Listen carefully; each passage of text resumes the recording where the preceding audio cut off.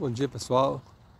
Aí, pessoal, ó. Hoje nós vamos gravar aqui, ó, a fogueira de São João, aqui do Pontal do Araguaia, Mato Grosso, tá? Esta fogueira aí, ó. Ó, ela tem 46 metros. 46 metros.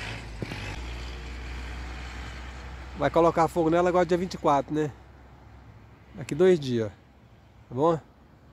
Essa linda fogueira aí, ó, de São João. Aí, ó. Vai chegar bem lá perto dela. Aí. Vendo? A altura dela. Né? Bem pertinho, ó. Essa fogueira, gente, ela era para ser 60 metros, né? No caso, 66 metros. Mas o pessoal aqui não deu conta. Ia trazer o pessoal do livro dos recordes, né? Para poder vir esse recorde, né?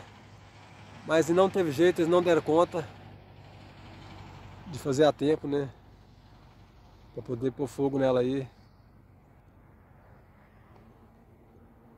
No dia 24, né? Então é essa fogueirona bonita aí, ó. Fogueira de São João aqui do Pontal do Araguaia.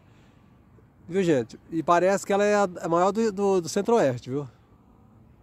Tá? Parece que o pessoal já falou aí que ela é a maior do Centro-Oeste. Eu quero ver se eu incluo pra vocês aqui junto, né? No sábado, dia de São João, dia 24 de junho, né? O pessoal colocando fogo nela aí, tá? Vamos esperar para ver, né? Aí para vocês verem, fogueira de São João, Pontal do Araguaia, né?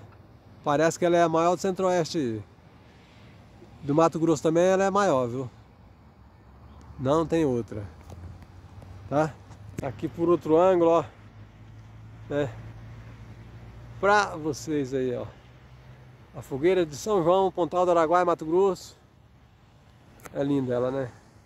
Deixa eu abrir mais aqui pra vocês verem. Olha o tanto de pau que tem de madeira. Tá vendo?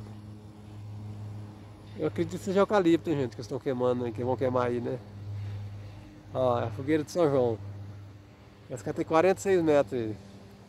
Era pra ter ficado com 60, né? Mas não deram conta de fazer ela com 60, né? Aí ficou desse tamanho mesmo. Pessoal, se inscreva no canal aí, Márcio Flora e Fauna, tá? Aperte o sininho para você receber vídeo toda semana. Toda semana tem vídeo novo aí, tá? Aqui no canal Márcio Flora e Fauna. Para vocês verem, fogueira de São João vai ser incendiada dia 24 de junho, no sábado. Tá aí para vocês, aqui direto do Pontal do Araguaia, Mato Grosso. Para vocês do canal Márcio Flora e Fauna.